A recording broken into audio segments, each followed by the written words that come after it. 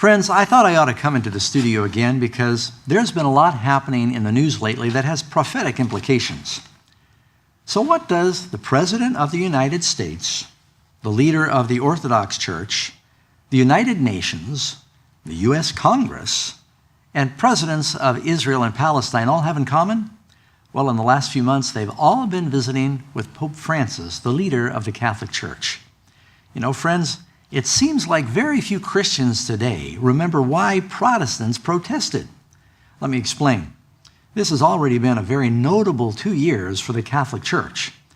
Beginning with the surprising resignation of Pope Benedict, the aged pontiff cited poor health as the reason, but many wondered if there might be more to the story. Then, on 3/13/13, as the world watched and wondered, white smoke issued from the Sistine Chapel chimney, and an Argentinian cardinal, Jorge Bergoglio, was introduced as the new pope. This was not only significant for the 1.2 billion Catholics worldwide, as he's the first pope from the Americas and the first to be named Francis, but it would be especially alarming to Protestants that this seemingly humble man is the first Jesuit elected as pope.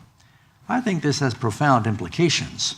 You know, Luther, Calvin, Zwingli, Knox, Jonathan Edwards, Matthew Henry, Adam Clark, just to name a few, all identified the Roman Catholic Church as the beast of Revelation 13 and the papacy as Antichrist. During the Reformation, thousands of Catholics returned to the scriptures and discovered the truth about Jesus. Unfortunately today, most Protestants and evangelicals have historical amnesia, all forgetting what the significance is that separates them from Catholicism. Now don't get me wrong, Pope Francis might be an absolutely wonderful individual. I'd like to meet him. I support his modest and conservative positions on several issues. Furthermore, I expect to meet millions of former Catholics and current Catholics in heaven. We're not talking about people's personal temperaments, but rather Catholicism's official view regarding Scripture. For example, have we overlooked the Pope's claim to be God on earth? Pope Leo XIII said, "We hold upon this earth the place of God Almighty." You know, that's very troubling. So let me give you an example of what some of these interesting headlines are. I suppose that most of us have heard that not too long ago, Pope Francis officially canonized 2 former popes, meaning they can be venerated and prayed to. What does it mean when a man says that he's got the power to officially deify other men, where you can pray to them and they ostensibly can then take your prayers to God and tell the Lord or Jesus that they need to answer your prayers now? What does that say about a man who claims to have the authority to make other people saints to be prayed to? Not to mention what it says about the state of the dead. In reading the New York Times article about this, written by Jim Yardley, he says, "For Francis, who has emerged as a major global figure after only 1 year as Pope, the canonization ceremony offered a stage to underscore his broad agenda of trying to bring together different Catholic fractions as he prepares for 2 major meetings in which prelates are expected to address some of the most contentious social issues facing the Catholic Church. The 2 former popes are icons to different constituencies within the Church that by canonizing them together, Francis was making a political statement as well as a religious one. John the 23rd is a hero to many liberal Catholics for his Second Vatican Council of the early 1960s, which sought to open the Church to a more modern era. On the other hand, Pope John Paul II, he's a hero to many conservative Catholics because of his resistance to liberalizing elements of the Church. By pairing their canonization, many analysts said Francis sought to de-emphasize their differences in the service of trying to reconcile divisions within the Catholic Church and find consensus as he prepares for the meetings known as synods, centered on the theme of family. It'll be interesting to see what comes out of these family synods. I expect they're going to talk about the importance of keeping Sunday holy. More than 5,000 priests and over 1,000 bishop leaders and other dignitaries from more than 90 countries joined the throng. The spectacle was beamed across the world. You know, another thought that popped into my mind in connection with the canonization of these former popes Catholics, call the popes the Holy Father. And so when you've got two former popes that are canonized and they can be prayed to, doesn't that create confusion for Catholics when they pray, Our Father, which art in heaven? Which one are they talking to? Perhaps that's why Jesus said we shouldn't be calling any man father, a religious leader, because we have one Father in heaven, which is God. You know, the Bible tells us that we're not supposed to be praying to men. You can read, for instance, in 1 Timothy chapter 2, verse 5, there is only one God and one mediator between God and man, and that's Jesus Christ. And so the idea that we're praying to fallen or dead popes, that is unbiblical. This was also an interesting event because at this enormous mass where these popes were canonized, they actually had two living popes there canonizing two dead popes because Pope Benedict was present as well. Just a very interesting event. Then the other thing that happened is the Pope recently made a trip to the Middle East, and it seems like he's sort of inserted himself in the peace process. The United States has been failing to get any kind of consensus among the leaders of Israel and the Palestinians, and so now the Pope has said, let me take a crack at it. And so the Pope, he came with great fanfare. He visited a number of holy sites, and keep in mind there's a lot of significance to this. It's not an accident that the Middle East represents the holiest places and the history for the world's Muslims, for the Catholics, and for the Protestants and the Jews. And so going there has a lot of significance. And the Pope appearing on the site of the Temple Mountain, where the Dome of the Rock is, the place where Solomon's temple was, the temple where Jesus taught, where the Jews would like to build another temple someday. Problem is right now there's one of the holiest of Muslim shrines there called the Dome of the Rock. His being there and getting photographed in that location, I just brought back to my mind one of the verses in the Bible, 1 Thessalonians 5, verse 1. But concerning the times and the seasons, brethren, you have no need that I should write to you, for you yourselves know perfectly that the day of the Lord so comes as a thief in the night. For when they say peace and safety, then sudden destruction comes upon them as labor pains upon a pregnant woman, and they will not escape. But you, brethren, are not in darkness, so that day should overtake you as a thief. That's why we should be awake and we should be sober and see these things that are happening before our very eyes in the headlines. The Pope also met with the leader of the Orthodox Church, Bartholomew I, the patriarch. And that was, I thought, very interesting.